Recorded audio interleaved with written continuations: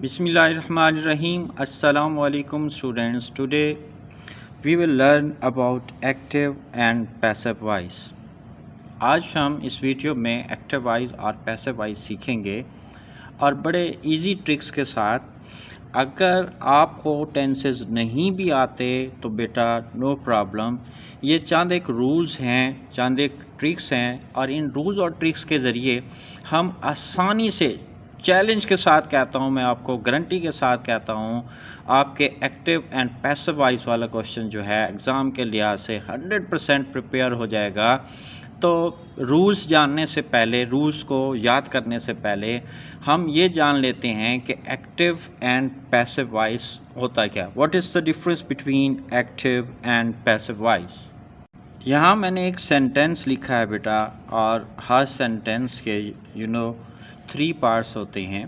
जैसे यहाँ एक सेंटेंस लिखा हुआ है, वी प्ले हॉकी, हम हॉकी खेलते हैं। इसमें बेटा इसके 3 पार्ट्स, हर सेंटेंस के जो 3 पार्ट्स होते हैं वो कौन कौन से हैं पहले ये जान लेते हैं। काम करने वाले को बेटा कहते हैं, एक्शन परफॉर्म करने वाले को कहते हैं सब्जेक्ट।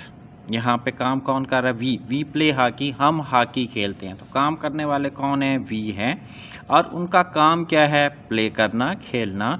और जिस पर एक्शन परफॉर्म हो रहा हो उस चीज़ को कहते हैं ऑब्जेक्ट। तो सेंटेंस के, हर सेंटेंस के बेटा 3 पार्ट्स होते हैं, subject, verb and object. We play hockey, और इसी सेंटेंस को मैंने यूँ लिखा है, hockey is played by us, हम हॉकी खेलते हैं, हॉकी हमसे खेली जाती है। दोनों एक बात एक ही है, मफ़हूम एक ही है, लेकिन इसमें जो सब्जेक्ट की जो पोजीशन है वो डिफरेंट है। वो चीज़ जो एक्शन परफॉर्म कर रही है, यानी सब्जेक्ट की अगर हम बात करें तो सब्जेक्ट की पोजीशन जो है वो डिफरेंट है। सब्जेक्ट की पोजीशन क्या होती है? हमेशा पहले नंबर पे, सब्जेक्ट हमेशा पहले नंबर पे होता है। और अगर सब्जेक्ट अपनी असल पोजीशन पे हो तो ऐसे सेंटेंस को बेटा हम कहते हैं एक्टिव वॉइस। पहले नंबर पे है, अगर इसी तरतीब से सब्जेक्ट पहले है तो उसको हम कहते हैं एक्टिव वॉइस। अगर परफॉर्म करने वाला, एक्शन करने वाला जो चीज़ है या शख्स है वो अगर अपनी असल पोजीशन पे, मज़कूरा पोजीशन पे नहीं है तो फिर हम उसको कहते हैं पैसिव। ये सेंटेंस जो है इसमें देखें, हॉकी इज़ प्लेड बाय अस, काम करने वाले कौन है? अस। हॉकी हमसे खेली जाती है, काम तो फिर हम ही कर रहे हैं ना, तो ये कहाँ पे चले गए? लास्ट में चले गए, ये अपनी असल पोजीशन पे नहीं है। तो ऐसे सेंटेंस को हम क्या कहेंगे? पैसिव कहेंगे। ये एक्टिव सेंटेंस है, और हॉकी इज़ प्लेड बाय अस, तो बेटा ये क्या है? ये पैसिव सेंटेंस है। ये क्या है? पैसिव है। This is passive voice. उम्मीद है आपको मेरी बात समझ आ गई होगी। लंबी चौड़े बातें नहीं कर रहे, हम सिर्फ ये बता रहे हैं सब्जेक्ट अगर असल पोजीशन पे है then it is active voice. अगर सब्जेक्ट अपनी असल पोजीशन पे नहीं है तो फिर उसको क्या कहते हैं? पैसिव वॉइस कहते हैं। तो वो ये रूल्स हैं जिनके ज़रिए हम एक्टिव को पैसिव में आसानी से चेंज कर सकते हैं। तो वो रूल्स क्या हैं बेटे? अभी मैंने बताया हर सेंटेंस के 3 पार्ट्स होते हैं, एक सब्जेक्ट होता है, एक वर्ब होता है और एक ऑब्जेक्ट होता है। जो फंक्शन परफॉर्म कर रहा है, जो एक्शन परफॉर्म कर रहा है उसे सब्जेक्ट कहते हैं। जिस चीज़ पर एक्शन परफॉर्म हो रहा होता है उसे हम क्या कहते हैं? ऑब्जेक्ट कहते हैं। और काम को हम क्या कहते हैं? वर्ब कहते हैं। सबसे जो मेजर चेंज है बेटे एक्टिव को पैसिव में तब्दील करने की, सब्जेक्ट को ऑब्जेक्ट की जगह पे लेके आते हैं और ऑब्जेक्ट को सब्जेक्ट की जगह पे लेके जाते हैं। और इसमें जो यूज़ होने वाला यार वर्ब है वो हमेशा बेटे थर्ड फॉर्म ऑफ वर्ब। जब एक्टिव को पैसिव में तब्दील करेंगे तो वर्ब कौन सा यूज़ होगा? हमेशा थर्ड फॉर्म ऑफ वर्ब जो है वो यूज़ होती है। ये बात आपने याद रखनी। बस यही कुछ है, सब्जेक्ट को ऑब्जेक्ट में और ऑब्जेक्ट को सब्जेक्ट की जगह पे लेके आना है, और वर्ब हमेशा हमने कौन सा यूज़ करना है? Third form of verb use करना है। तो अब रूल्स याद कर लें बेटे। टेंसेस हमें नहीं आते, कोई इशू नहीं है, लेकिन हम ये तो पता चला सकते हैं कि दिए गए सेंटेंस में वर्ब कौन सा यूज़ हो रहा है। अगर फर्स्ट फॉर्म ऑफ वर्ब है तो बेटे इज एम आर लगा के हम क्या करेंगे, थर्ड फॉर्म ऑफ वर्ब लगाएंगे। अगर हमें सेंटेंस में सेकंड फॉर्म ऑफ वर्ब नज़र आता है तो वाज वर लगा के बेटे हम उसमें क्या लगाएंगे, third form of verb. Verb हमेशा थर्ड ही आएगा, ये तो बात आपको याद हो गई होगी। अगर सेंटेंस में विल शैल नज़र आता है तो विल शैल के साथ विल बी या हम क्या लगाएंगे, शैल बी लगा के क्या लगाएंगे, थर्ड फॉर्म ऑफ वर्ब लगाएंगे। है ना आसान, इंतहाई आसान है। ये रूल्स अभी याद हो सकते हैं। क्या मैंने बताया, फर्स्ट फॉर्म ऑफ वर्ब होगा सेंटेंस में तो इज एम आर लगा के थर्ड लगाएंगे। ये वर्ब की तब्दीली बता रहा हूँ, बाकी ये तो आसान है। सब्जेक्ट को ऑब्जेक्ट पोजीशन पे, ऑब्जेक्ट को सब्जेक्ट की पोजीशन पे लेके आएंगे। बाकी जो वर्ब की चेंजेस हैं वो ये हैं, क्या बताया मैंने, फर्स्ट फॉर्म ऑफ वर्ब होगा तो इज एम आर लगा के third form of verb, second form of verb नज़र आएगा तो वाज वर लगा के थर्ड, विल शैल नज़र आएगा तो विल बी शैल बी लगा के थर्ड फॉर्म ऑफ वर्ब लगाएंगे। अगर हमें आईएनजी वाला वर्ब हमें नज़र आता है, यानी रीडिंग लिखा हुआ है, वाचिंग लिखा हुआ है, टीचिंग लिखा हुआ है, लिसनिंग लिखा हुआ है, तो उसमें हम क्या करेंगे बेटे, इसमें हेल्पिंग वर्ब भी होते हैं। इसमें helping verb is am are भी हो सकते हैं। हेल्पिंग वर्ब कौन हो सकते हैं, इज एम आर भी हो सकते हैं, हेल्पिंग वर्ब वाज वर्ब भी हो सकते हैं, और हेल्पिंग वर्ब जो है बेटे विल बी शैल बी हो सकते हैं। तो हेल्पिंग वर्ब एज सच रहेंगे, आईएनजी वाले वर्ब में के साथ हेल्पिंग वर्ब एज सच रहेंगे। उसके साथ हमने क्या करना है, बीइंग लगा के हमने क्या करना है, हमेशा थर्ड फॉर्म ऑफ वर्ब लगाना है। ठीक है, helping verb as such, being लगा के क्या करेंगे, थर्ड फॉर्म ऑफ वर्ब लगाएंगे। अगर हमें सेंटेंस में हैज़ हैव हैड नज़र आता है तो हैज़ हैव हैड के साथ क्या लगाएंगे, बीन, यानी हैज़ बीन, हैव बीन और हैड बीन। इसके साथ क्या लगाएंगे, हमेशा थर्ड फॉर्म ऑफ वर्ब। ये 5 रूल्स अगर आपने बेटे याद कर लिए तो आपके एक्टिव वाइज और पैसिव वाइज जो हैं 95% आपके 100% हो जाएंगे। इसके अलावा लेट वाले होते हैं, इम्पेरेटिव सेंटेंसेस को हमने पैसिव में जब तब्दील करना है वो अलग से हम एक वीडियो बनाएंगे, उसमें हम डिस्कस करेंगे। तो ये रूल्स हैं, इन रूल्स की बेटे अभी हम प्रैक्टिस करते हैं। जी बेटे, 5 रूल्स के साथ साथ आपको ये टेबल ऑफ प्रोनाउन भी याद करना पड़ेगा। पहले तो आपको पता होना चाहिए कि प्रोनाउन होता क्या है। वो वर्ड जो नाउन की जगह इस्तेमाल होता है उसे कहते हैं प्रोनाउन।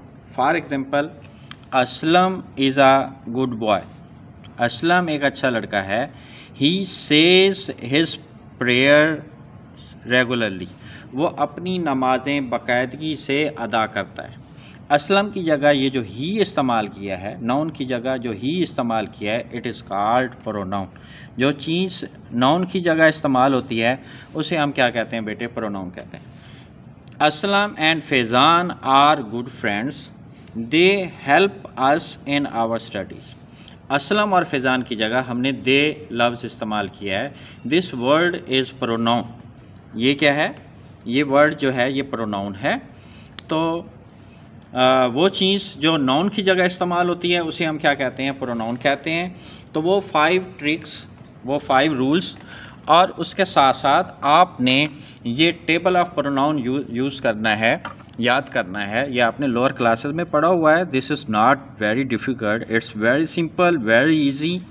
जो फर्स्ट पर्सन है आप जानते हैं, आई और वी को हम फर्स्ट पर्सन्स कहते हैं। आपको पता होगा हर बंदा मैं के चक्कर में रहता है, मैं हूँ भाई। तो मैं जो है या हम जो है ये क्या होता है, फर्स्ट पर्सन होता है। और आई के लिहाज से जो पोजेसिव केस होता है वो क्या होता है, माई होता है। और इसका जो ऑब्जेक्टिव केस होता है वो क्या होता है, मी होता है। I, my, me, we, our, us. Possessive case possession को, कब्ज़े को, मलकियत को ज़ाहिर करता है। Suppose my name is Mohammad Kaleem Haider, this is my marker, this is my marker, this is my ball pen. तो आई के लिहाज से क्या इस्तेमाल होता है, माई यूज़ होता है। वी के लिहाज से आवर पोजेसिव केस यूज़ होता है। और ऑब्जेक्टिव केस के तौर पर जब हम लिखेंगे फर्स्ट पर्सन को तो वी, आवर, अस। इसी तरह से यू, योर, यू होता है। You are a good boy, this is your classroom, this is your chair, this is your ball pen, this is your book. You के लिहाज से योर यूज़ होता है। ही के लिहाज से क्या होता है, his, he, his, him, she, her, it, its, it, and they, their, them। Okay, तो फर्स्ट पर्सन कौन है? आई और वी। सेकंड पर्सन जो है ये यू होता है, और जो थर्ड पर्सन है वो कौन होता है जनाब? ही, शी, इट, दे, या कोई भी सिंगल नेम हो सकता है, वो क्या कहलाता है? थर्ड पर्सन कहलाता है। तो बेटे ये टेबल भी आपको हर सूरत आना चाहिए। अब हम कुछ सेंटेंसेस की प्रैक्टिस करते हैं रूल्स के मुताबिक। अब हम प्रैक्टिस करते हैं, कुछ सेंटेंसेस हैं हमारे पास। एक सेंटेंस है वी प्ले हॉकी।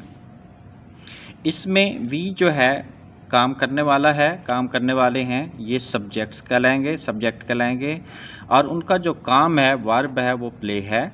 और जिस चीज़ पर काम हो रहा होता है, एक्शन जिस चीज़ पर परफॉर्म हो रहा होता है, उस चीज़ को क्या कहते हैं? ऑब्जेक्ट कहते हैं। और यहाँ पे जो सब्जेक्ट है बेटे वो अपनी असल पोजीशन पर है, तो ये क्या कहलाएगा? ये एक्टिव सेंटेंस कहलाएगा। This is active voice.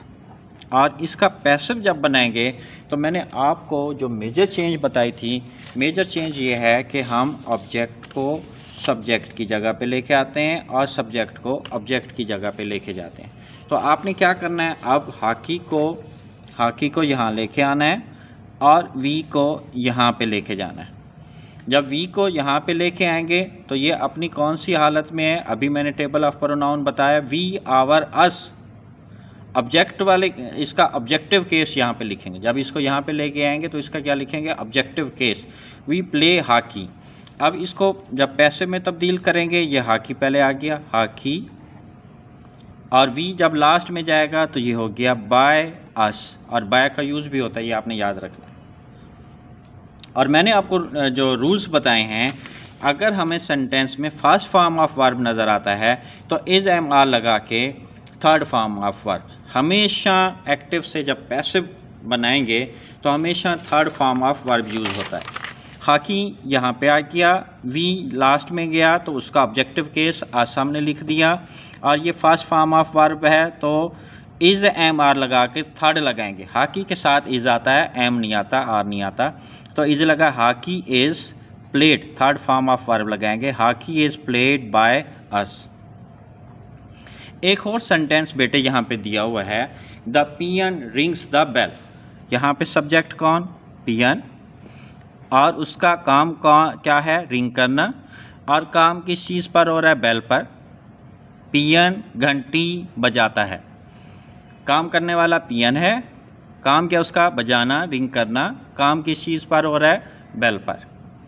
तो जब हम एक्टिव से पैसिव बनाएंगे, ये एक्टिव सेंटेंस है, ये एक्टिव वॉइस है। ये क्या है बेटे? एक्टिव वॉइस है। और इसको पैसिव में तब्दील करेंगे तो कैसे करेंगे? इसको एक्टिव वॉइस क्यों कह रहे हैं? क्योंकि सब्जेक्ट अपनी असल मज़कूरा मकाम पे, असल पोजीशन पे मौजूद है, और जब ये अपनी असल पोजीशन पे ना हो, लास्ट में चला जाए, ऑब्जेक्ट वाली जगह पे चला जाए, तो फिर वो पैसिव बन जाता है।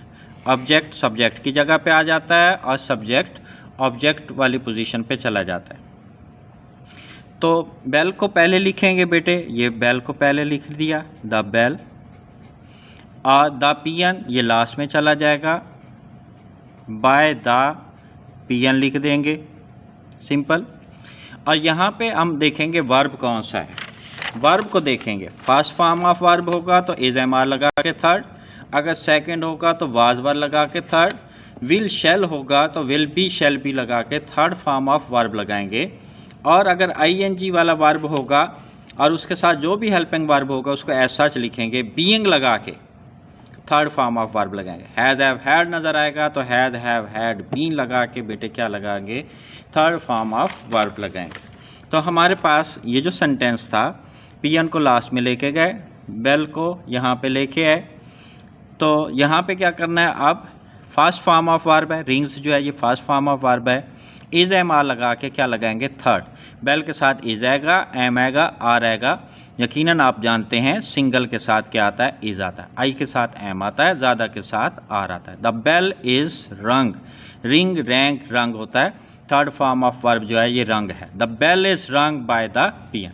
इसमें मैंने कोई टेंस के नाम की बात, कहीं मैंने टेंस का नाम नहीं लिया कि ये प्रेजेंट इंडेफिनिट टेंस है या कौन सा टेंस है, मैंने डिस्कस नहीं किया, क्योंकि ज़्यादातर बच्चों को, स्टूडेंट्स को टेंसेस नहीं आते, और जब टेंसेस नहीं आते तो उनको एक्टिव वाइज पैसिव। अब बेटे इसी से मिलता जुलता एक सेंटेंस लिखते हैं, वी प्ले, और मैंने यहाँ लिख दिया आई प्लेड हॉकी। सबसे पहले हम देखेंगे, आइडेंटिफाई करेंगे कि सब्जेक्ट कौन है। आई प्लेड हॉकी, मैंने हॉकी खेली, तो काम करने वाला कौन, आई, दिस इज सब्जेक्ट, उसका काम प्ले करना, दिस इज वर्ब, और काम किस चीज़ पर हो रहा है, हॉकी पर, तो this is object. This is active voice, this sentence is active. इसको बेटे पैसिव में चेंज करना है। क्या तरीकाकार है, ऑब्जेक्ट को सब्जेक्ट की जगह पे और सब्जेक्ट को ऑब्जेक्ट की जगह पे लेके आते हैं।